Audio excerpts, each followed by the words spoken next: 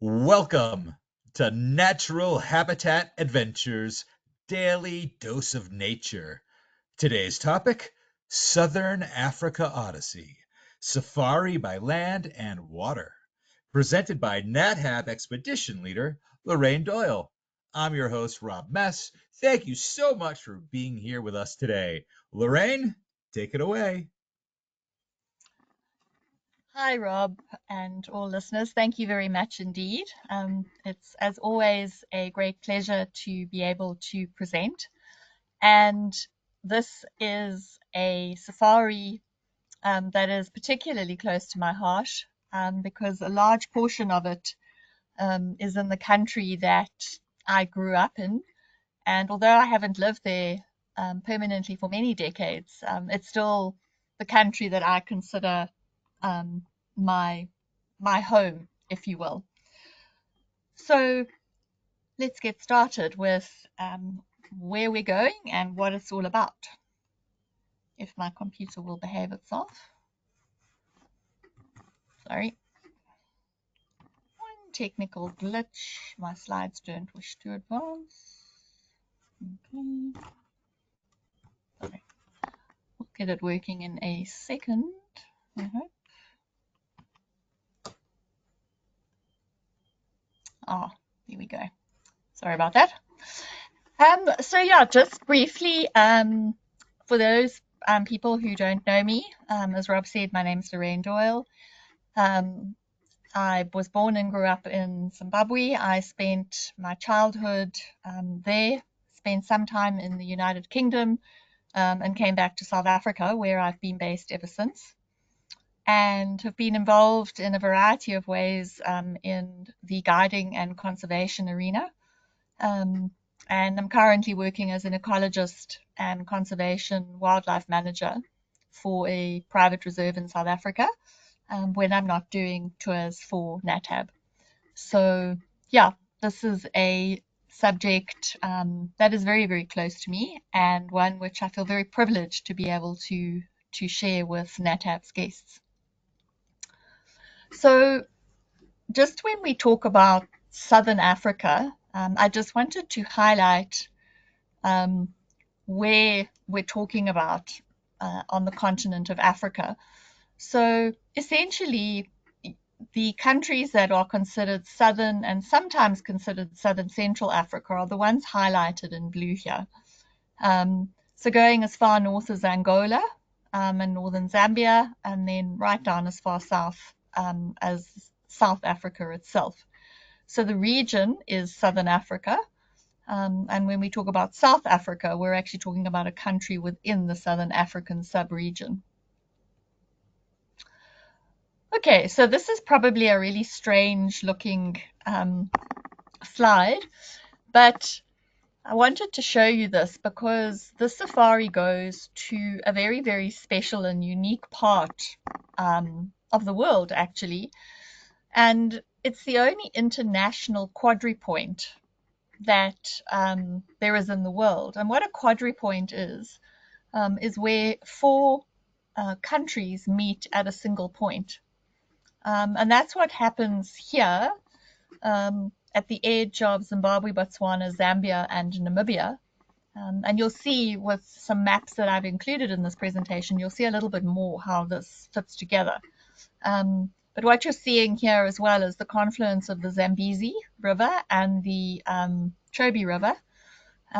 So that is also part of where these four nations actually come together.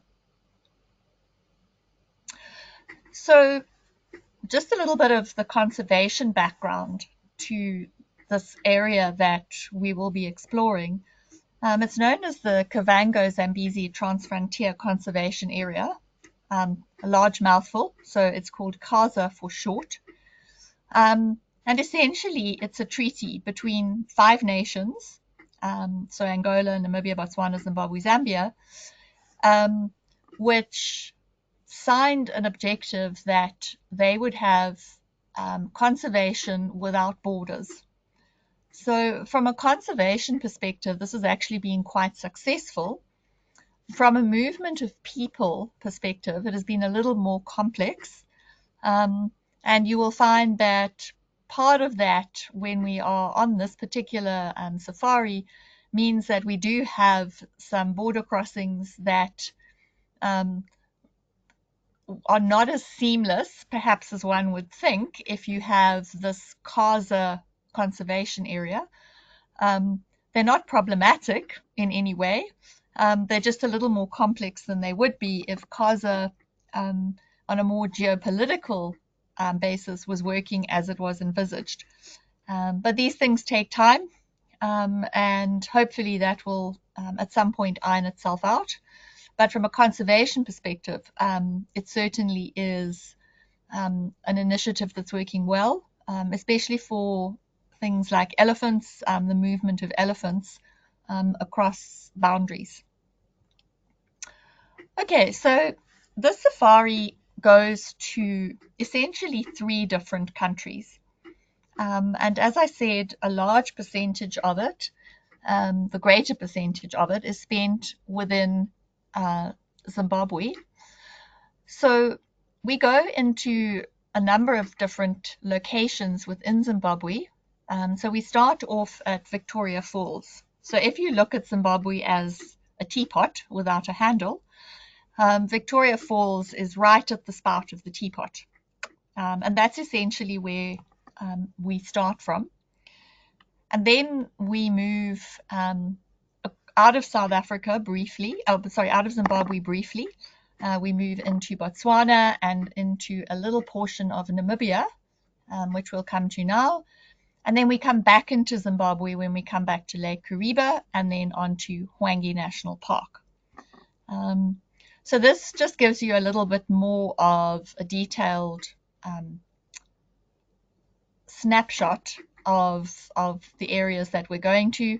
So you can see Victoria Falls there, you can see the whole of Lake Kariba and Matusadona National Park, which we also go into, and then Hwange National Park.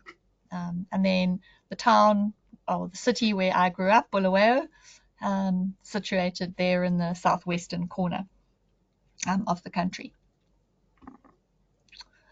Okay, so we take a foray into a portion of Namibia, and the portion that we kind of go into is this tiny little piece that is situated right on the corner there, as we said, as part of that quadripoint. So we go to a place called Impalila Island. So Impalila Island is basically an island that is essentially sitting in the middle of the Zambezi and the Chobe River here, which is joined by this channel that you can see there called the Kasai Channel. And so this little spit of land that comes out of Namibia, which really does appear to be quite incongruous, that was a result of a territorial exchange way back in around 1890. And what happened was that what Germany wanted, because this used to be essentially a German colony, Southwest Africa, and Germany also, the colony of Tanganyika on the east, was a colony that belonged to Germany, and they wanted to join the two navigationally along the Zambezi River. And so they made a deal with the British and said to the British, okay, if you give us this little spit of land that is part of what was then Bechuanaland, we'll give you Zanzibar. And then we can navigate to the ocean in Tanzania or Tanganyika. So that was the deal that was done. Unfortunately, what they didn't take into account was the fact that the river, the Zambezi River, becomes completely unnavigable from Victoria Falls all the way up. So it really wasn't very successful in that regard, but it became known as the Caprivi Strip after the German Chancellor at the time, Leo von Caprivi. More recently now, it's called the Zambezi Zone, and it is this little spit of land that belongs to Namibia, in which there is this beautiful island in the middle of these two rivers, which we are privileged to be able to visit on this safari. Okay, and then the other country that we dip into briefly is Botswana. And as you can see here, it's right up again in that quadrupoint corner. So where we're going there is Chobe National Park. So also an iconic park, actually the oldest park in Botswana. And so that is the other part of the safari as a whole, which I'll unpack a little bit more now for you. But so you just can sort of contextualize or envisage where in Africa we're looking, and that of these nations, we're really looking at a very small portion of them, which is a very unique area in Africa. Okay, so exactly where are we going? Well, we start off in Victoria Falls. I love the local name for it, which is Musioa Tunya, which means the smoke that thunders. And when the falls is very full, it really is a smoke that thunders. You can see the smoke from all this, the mist rising from the falls from many, many kilometers away, and the roar is indeed thunderous. So it's the largest curtain of falling water in the world. It's about 5,600 feet wide, and they're a UNESCO World Heritage Site and one of the 7 wonders of the world. So yeah, an incredible place, a very special place to visit. That's where we essentially start our trip. And then from there, we hop across to Botswana on the second day, and we go into Chobe National Park. So that was established in the late 1960s, around 1967. It's Botswana's first national park, as I said, and it's the 3rd largest park in Botswana. It covers an enormous 4,500 square miles. And what it's really, really known for is the Chobe River and the elephants and the wildlife that surround that river. And so that's really part and parcel of what we will be seeing.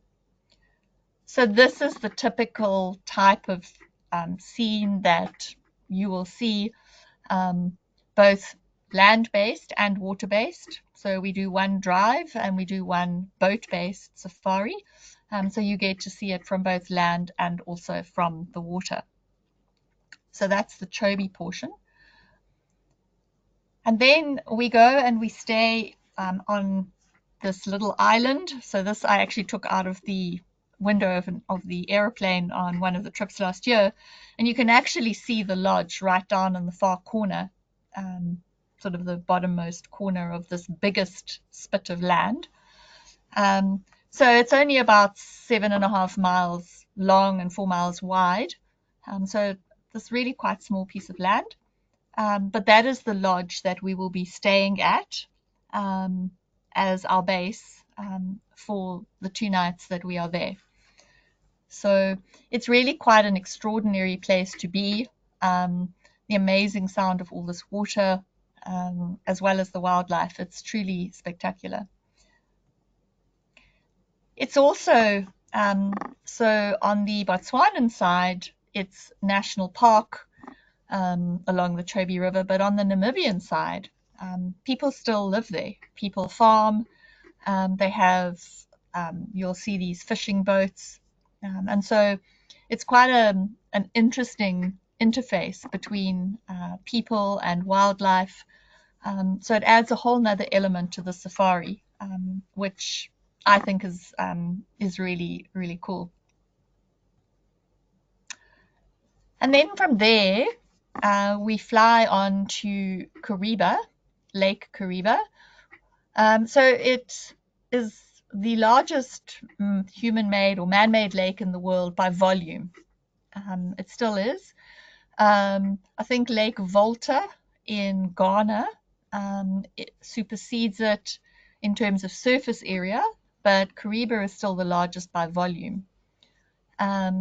So it was constructed in the late 1950s, and it extends for 170 miles. So when you're flying along, it's quite incredible. You keep flying and flying and flying and flying for an hour and a half, and you're flying down a lake, which has a wall, and which, as I say, was human-made in the late 1950s. There was a massive operation spearheaded by a gentleman called Rupert Fothergill. There's an island in Kariba named after him, called Operation Noah. And Operation Noah was designed to, because this was a valley that was flooded by the Zambezi River to form the dam. And this was a massive exercise to rescue the animals from the valley. The humans had all been relocated to higher ground. And then before they flooded the valley, there was this massive initiative to rescue the animals. So one of the things that is quite amazing about Lake Kariba, well, there's two things. One is that you have these mountains, if you will, in the background, which give you this incredible backdrop, really spectacular sunsets. And then you also have, and I've got some pictures later on, but there were a lot of trees, ironwood trees, mapani trees, that were flooded when the lake was formed. And they're actually called drowned trees. And they are still standing all these years later. So they have become a little mineralized. They're not petrified. They haven't been turned to rock in the geological sense. But they are still standing all these decades later. And it really does give a very particular look to Lake Kariba, and to many of the photographs that you will see of Kariba.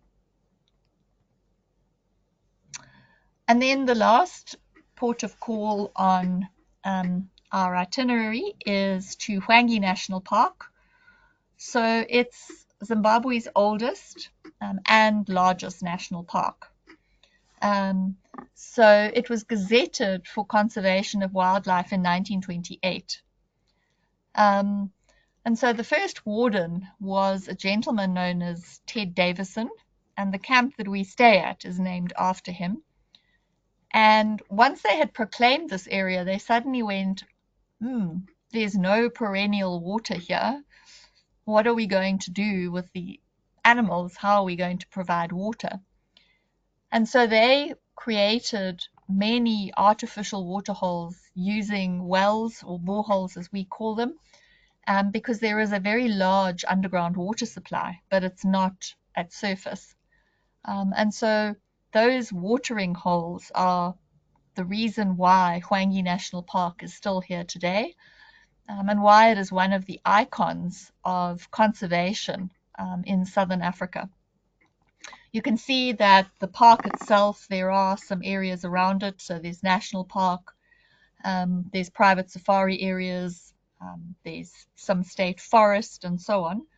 And the portion that we go to in the far sort of southeastern corner is a concession, a private concession called the Linkwasha concession. And it is privately owned, but still run under the auspices of the Greater Hwange National Park. But so a really, really beautiful area. So just to give you an idea, it's a semi-wooded landscape. So in Southern Africa, we don't have the massive parkland savannas that you see in East Africa and the Serengeti, for example. We have a woodland savanna. So it's a codominance between grass species and woody material. And what that does is it gives us a very broad diversity of wildlife, because we have such a diverse ecosystem dynamic to support it. Okay, so just a little bit about gearing up.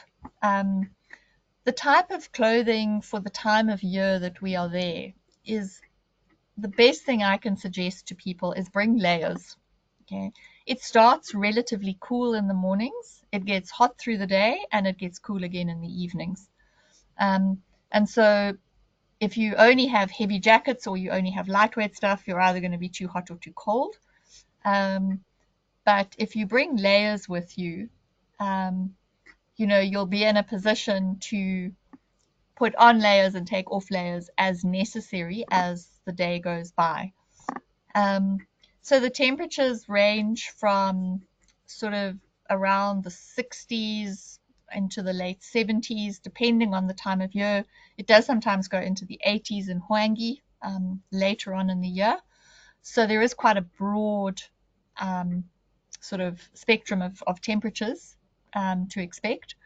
But that is one of the reasons why layering essentially becomes your best friend. Okay, so how do we get from A to B? So we use a variety of modes of transport. So we use some commercial airlines, which obviously have multiple passengers. They're not chartered flights. So for example, the flight from Johannesburg to Victoria Falls is one such flight, and from Victoria Falls back to Johannesburg at the end of the trip. So that's one mode of transportation. The other is forms of boats, because this is both a land and a water-based. So they're more or less flat-bottomed boats with outboard motors. So there's no huge speed involved in them, but they're designed to be comfortable. You're able to stand up, move around in them, but also give you really good wildlife and photographic opportunities while you're out on the water. So that just gives you another idea of the type of boats that we use to get around. So this is taken at Khaza Lodge. So this is when we're staying on Impalila Island. And then we have the classic traditional safari vehicles. Most of the vehicles do have roofs on them because of the sun. As I said, it can get quite hot. And so it just depends on the exact time of year as to whether they all have roofs on or some take roofs off. But essentially they're all open to other intents and purposes for wildlife viewing purposes. This is on Lake Kariba, so this is just giving you an idea of the boats, the sort of tender boats that we use to go from the main houseboat that we stay on Kariba. And then we also have small aircraft, charter flights. So when we fly from Kariba to Hwange, for example, and that's one of the reasons why your luggage needs to be soft-sided bags. It's very difficult to try and get a large suitcase into one of these small planes. So it is important that the packing guidelines that NatHab provide in terms of bags, there actually really is a reason for it. And that reason is these small aircraft that we utilize to travel in. Okay, so in terms of accommodation, the places that we stay, so this is the lodge, Ilala Lodge, that we will be staying at in Victoria Falls. And as you can see, it's really close to the Zambezi River. You can absolutely hear the falls from the hotel. And so that's where the first night of the safari will be spent. And then we move on to Khaza Lodge. And I included this picture just because this baobab tree is so iconic. So these baobab trees live for many hundreds of years. And these two, there's a bigger one in the front and this one, they're probably upwards of sort of 200-300 years old. So very, really special trees, and give a particular ambience to this lodge that's right on the river. And then this was just some of the amazing staff at Kaza Lodge. Extremely hospitable, as are all the people on these trips to the places that we go. And then this is home when we are on Lake Kariba. So this is a boat known as the Zimbabwean Dream. So a very luxurious houseboat that we move around the lake on.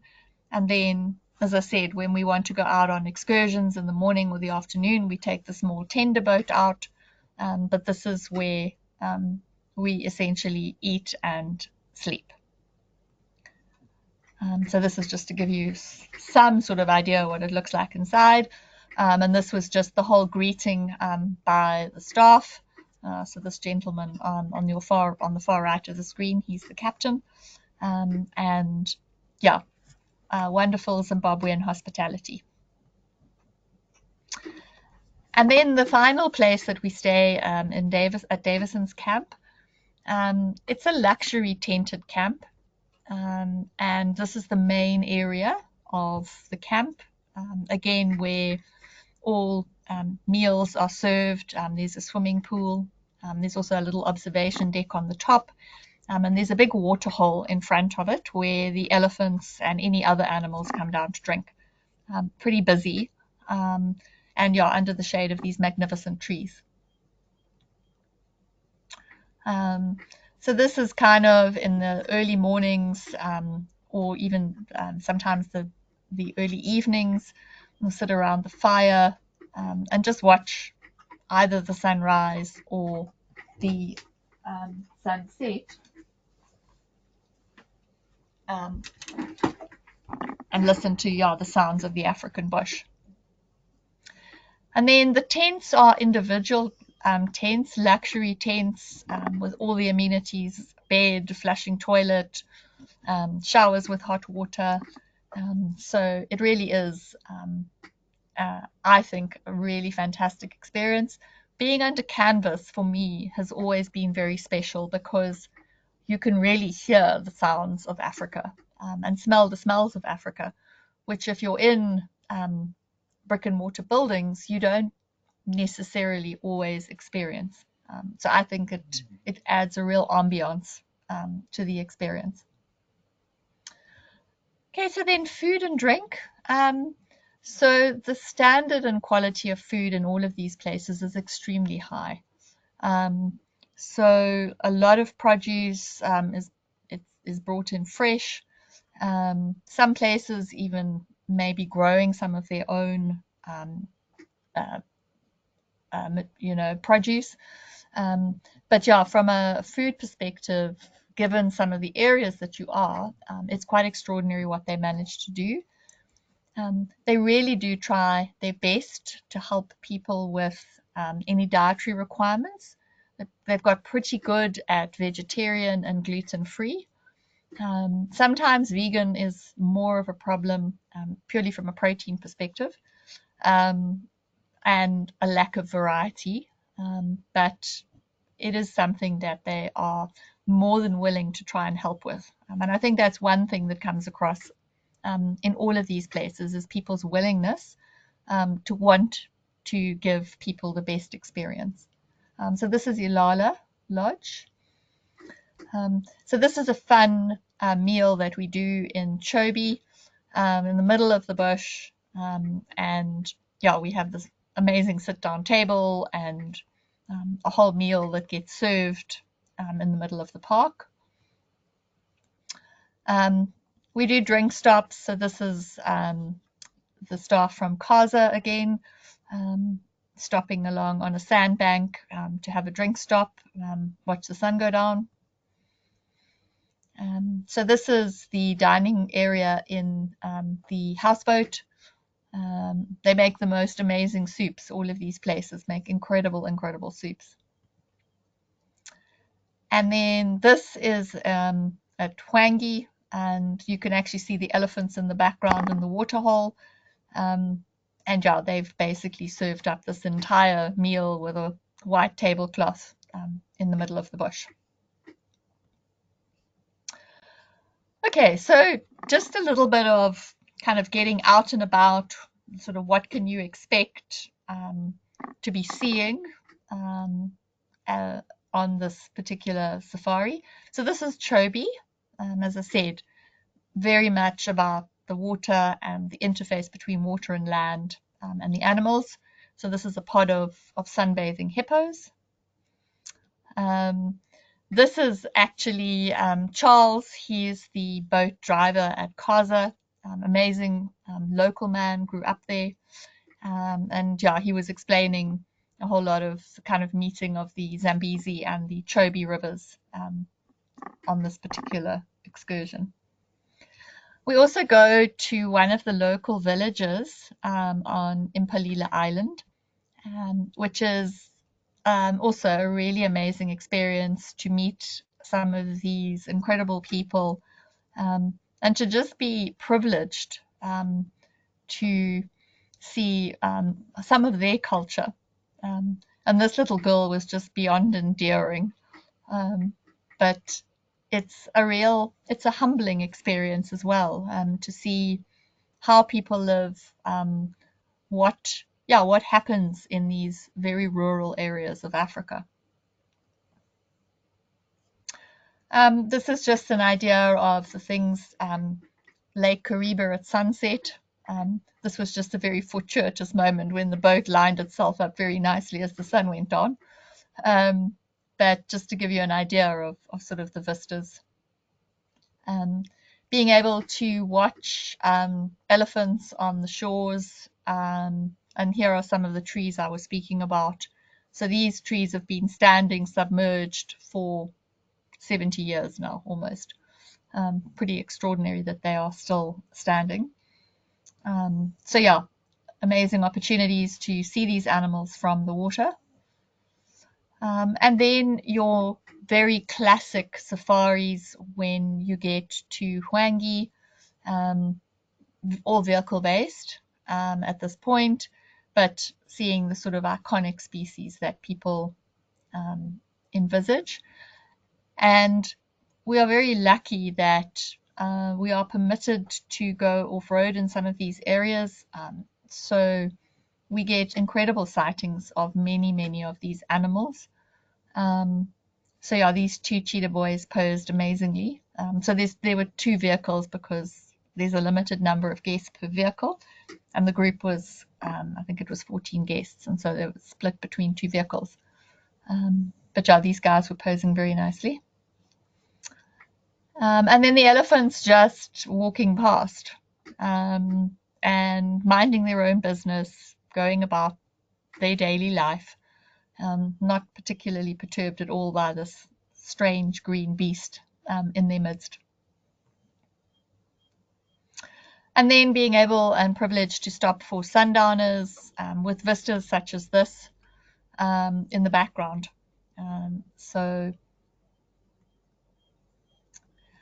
And then just a few pictures of, bad pun, the main attractions. I think the reason that pretty much most people come to Africa is to see the incredible wildlife that we have, both large and small.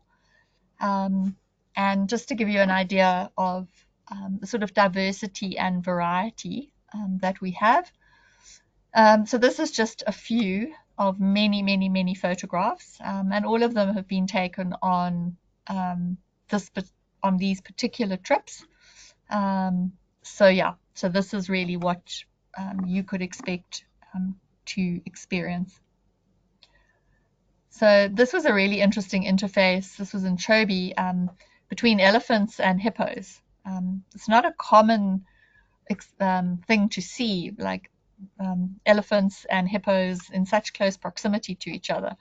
So yeah, it was quite an unusual sighting. Depending on the time of year, sometimes what will happen is the elephants will actually swim across channels within the Chobe River to get to islands in the center of the river where there's more grazing. And so this was the herd had actually started swimming across. And this tiny little elephant was just about keeping up with his little trunk above the surface, acting as a snorkel. Also, very fortunate in Hwange to see some very, very special antelope. So these are sable antelope. And sable are really quite rare antelope. They have very, very specific requirements in terms of the grasses they eat and the habitats that they will survive in. There's also roan antelope in Hwange, which is another rare species. And in South Africa, for example, we just don't see these animals at all, really. We don't fully understand why their numbers have plummeted so much in recent decades, but it's one of the things that in Hwange we're very fortunate to be able to see. Similarly, crowned cranes. So this also in Hwange, there are a number of crane species, and yeah, really, really cool birds to see. So lots of lions, so lots of elephants. In Hwange also, we were fortunate on these trips to see really quite good numbers of lions. And this was a youngster who was, I'm not quite sure what he was licking his chops about, but clearly he was licking his chops about something. And then obviously, because we're talking about these large freshwater rivers, an abundance of crocodiles, both small and extremely large. And so, yeah, we see quite a lot of crocodiles, either basking or on occasion you might see them swimming, but primarily you'll sort of see them in this type of context where they're basking on the shores. Huge diversity of birds. So this is a grey hornbill, but we have a large diversity of birds, and pretty much throughout Africa, our birds are colourful, but not songbirds. So in Europe, most of the birds are fairly drab, but you have really, really beautiful songbirds. We have very colourful birds, but some of them have really interesting calls, but they're not really the songbirds that you would find in Europe, or possibly even in North America. So these guys, lots of them too. My, what big teeth you have, and oh my goodness, you're dribbling. So hippos, the weirdest of creatures. The Zulu people in South Africa call them mbomvu, which means the mixed up animal. So it's this large animal that lives in water but can't swim. It lives in water, but it only eats grass. So yeah, one could accept that it is really quite a mixed up animal. Also quite a dangerous, or in fact a very dangerous animal, in terms of if people, particularly villagers and things, if you get between a hippo and water, if it's out on land feeding, they can be extremely dangerous. When they're in the water like this and you're at a safe distance, they're absolutely no danger to you. But yeah, in terms of local people, they, along with crocodiles, are very dangerous. This was just a picture of a really, really large buffalo herd in Hwange. So this is a Cape buffalo. We don't have water buffalo in Southern Africa. So Cape buffalo. This was on Matusadana National Park. So Matusadana is an island within Lake Kariba. And we go there and we have a drive as one of the things that we do when we're on the houseboat in Kariba. Not he was very interested in smelling something. I'm not exactly sure what it was. Our elusive leopards. So leopards are incredibly elusive animals. They're primarily crepuscular or nocturnal. And so they're one of the creatures that if you see them, you're very lucky. But there is a good chance that we won't find them. The same goes for wild dogs, our most endangered carnivore species. Sometimes we see them, sometimes we don't. And it is really a little bit of the luck of the draw. But obviously, if we do see them, it's a great privilege. And then this little Ellie, tiny little elephant, was under mom's front legs trying to suckle. When they're this young, they have absolutely no clue how to use their trunk. For the first 3 months of its life, it's like a bendy straw that doesn't do anything and goes round in circles when they run. Special antelope as well in Hwange. There was actually a dust storm that day, and these are eland, very large, beautiful antelope. Probably Southern Africa's most photographed bird. This is a lilac-breasted roller.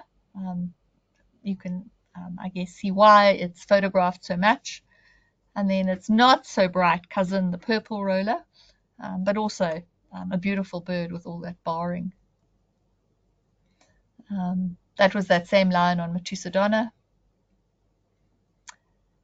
Two young elephants, they were having a tussle. They were sort of pushing one another backwards and forwards, kind of over that tree, just jostling. It's a typical behavior of young elephants.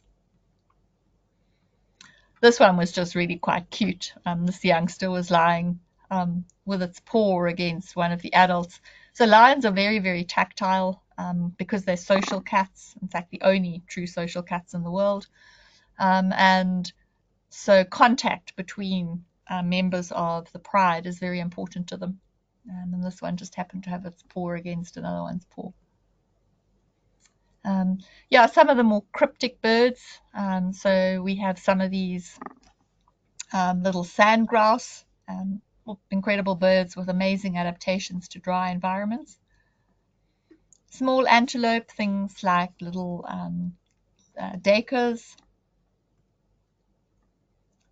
More beautiful lions. So this was an interesting confrontation. Sometimes the tables are turned. And this lion was clearly not being favored by these elephants, ears out. The whole herd there is pretty upset. It's not that usual that you see lions being the ones running away, but it certainly happens. I've seen them chased by elephants, by rhinos, by buffaloes. And then another really awesome bird. So this is a trumpeter hornbill. This was taken at Kaza Lodge on Impalila Island. Has a call that sounds like a crying baby almost. It's really quite an eerie call, but a very beautiful bird. And then we get to see some incredible sunsets. As I said before, this one in Hwange. This one was at Kaza on Impalila.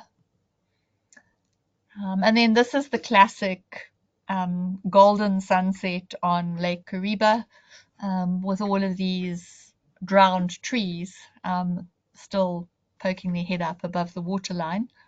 A very, very special photograph in terms of it's iconic. If you were to show these photographs to anyone who's ever been, they would immediately know that this is Lake Kariba. There's pretty much nowhere else that you get photos like this one. So that's everything from me, Rob. Happy to try and answer questions.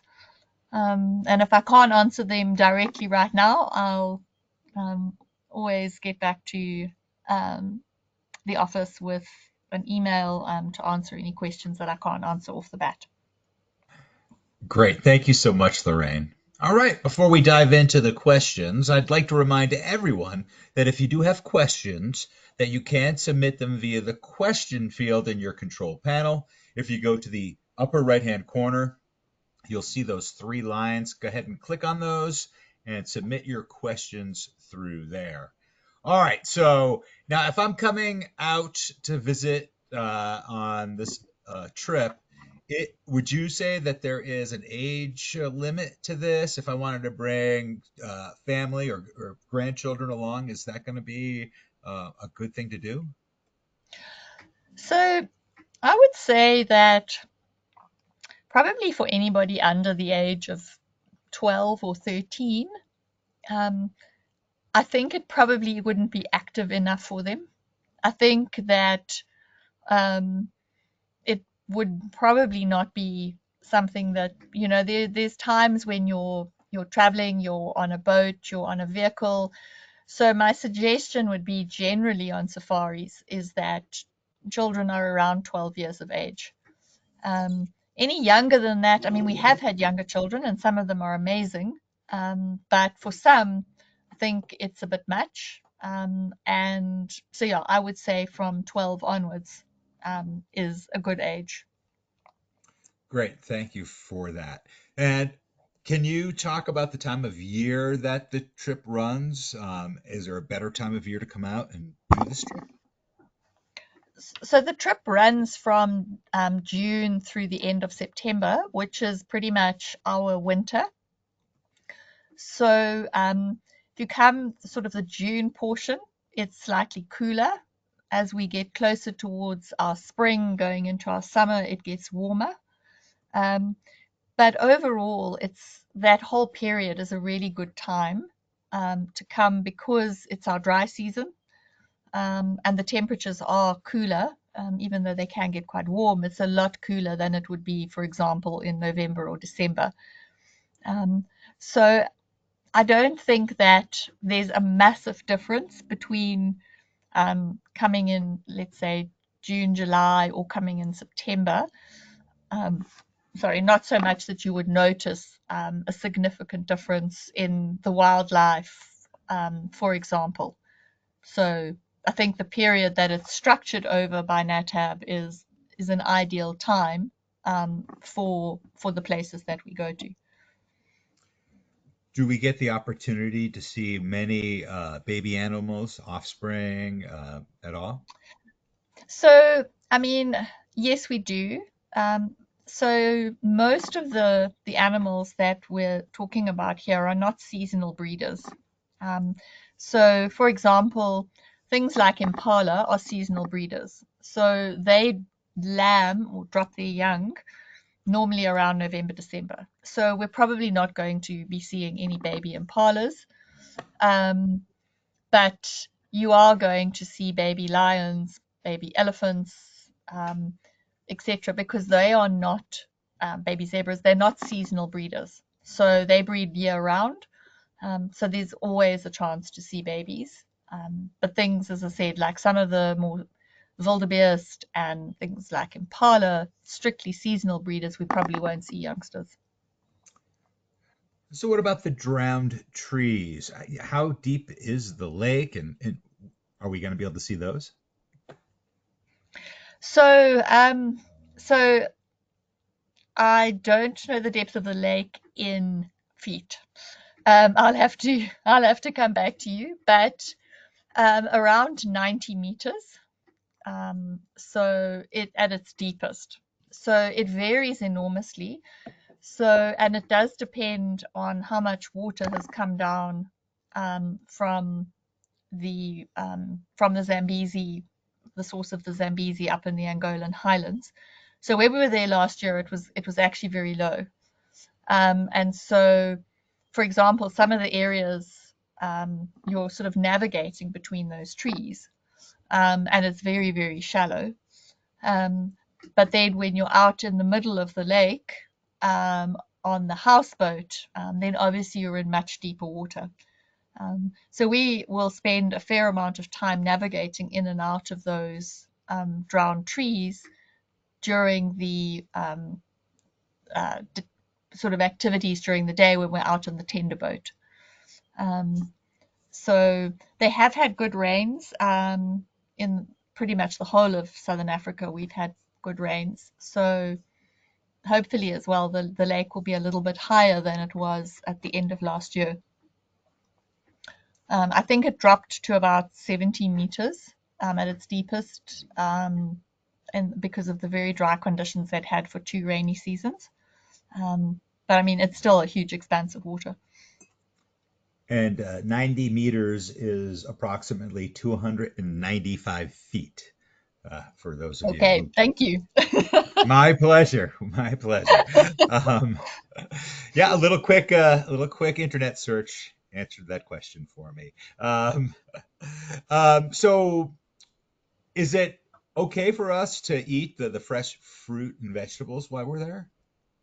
Yeah, it is.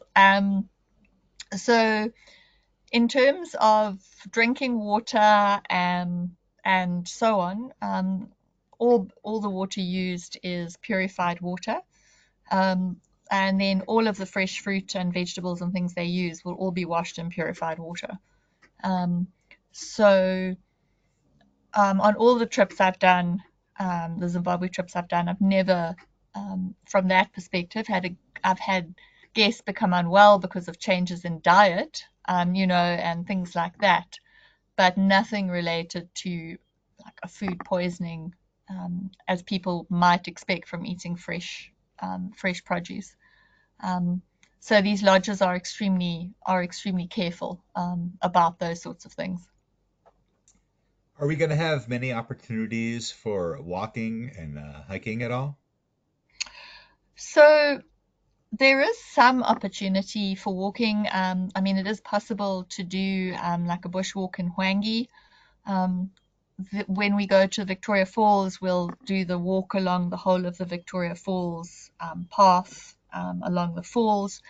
Um, but bearing in mind that for a large percentage of the time you're in areas where you have the big five, you have dangerous game, um, walking around without armed escort is not something that is possible.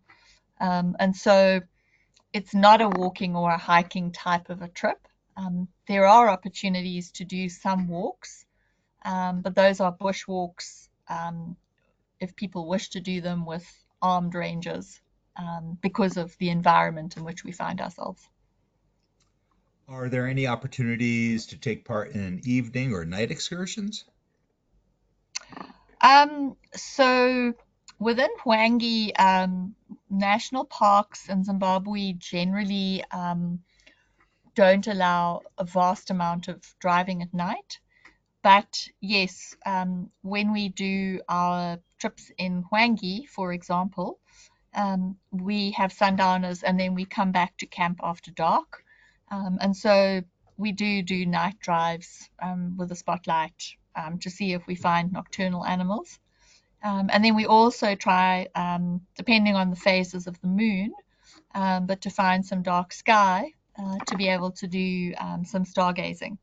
Um, so yes, we do. Great, thank you. So, do we have to worry about malaria or any other yeah, illness issues? Anything we should do ahead of time to prepare? So I think you will find that pretty much your travel clinics would advise malaria prophylaxis. Um, it's not the time of year where you would be expecting malaria because it's the winter, but I think most places err on the side of caution and advise people to take malaria prophylaxis. In terms of anything else, um, there isn't really anything else. We don't have yellow fever. It's not something that's a problem. Um, things like, I mean, I know we've had guests and the travel clinic has advised them to have things like rabies vaccinations and all sorts of things. Um, in my personal opinion, that's really over the top. The likelihood of you coming in contact with any rabid animal on a trip like this is completely negligible. So I think malaria prophylaxis would probably be something that people would want to consider. Obviously, we as guides can't take it because you can't take it long term. But that would be the one thing. But really, in terms of all the other things that some of the clinics advise, I don't think that they are necessary. Tetanus is always a good one to have just because wherever you are in the world, if you prick yourself on something and there happens to be Clostridium tetani in the soil, it can be a problem. But those, if I was to say anything, it would be those. Great, thank you for that. So let me ask you this, and this may be a hard one to answer, but what is your favorite part of the trip? Hmm, it is a difficult one. So I I love Victoria Falls and I love Hwange. Um, so those are very personal to me because they were a part of my childhood growing up in Zimbabwe. Lake Kariba was less so. Um, but yeah, those for me, they just epitomize my memories of Zimbabwe, if you will. Um, and that they're very, very different, obviously. Um, but the sheer power of that Zambezi River as it goes over the falls is really quite something. And just the diversity of animals that you find within Hwange in an area that really is particularly arid is really amazing. Um, but I also love being out on the boats on the water because it gives you a completely different perspective, especially if people are photographers. It gives you a very, very unique perspective because you're at the same level as elephants in the water. Um, so difficult one, but yeah, for personal reasons, I'd probably say Vic Falls and Hwange. Great. Thank you so much for sharing that. Unfortunately, that is going to be the last question that we do have time for today. So I'd like to throw it back to you for any closing comments you may have for us. Thanks, Rob. Yeah, just really again to say thank you for the opportunity to present on it. And yeah, I really look forward to being able to share the experience with some guests coming up soon. My first trip departs on the 2nd of June, so quite literally around the corner. So, really excited for that. Well, Lorraine, thank you so much for taking the time to present for us today. And I'd also like to thank everyone who joined us today. So if you're interested in information on how you can travel on the Southern Africa Odyssey with us, please give us a call at the number on your screen, or you can send us an email at info@nathab.com. Our adventure specialists are happy to help you out and answer all of your questions. Join us tomorrow for our next Daily Dose of Nature. You can check out this week's lineup, including registration links on our website at nathab.com/webinars.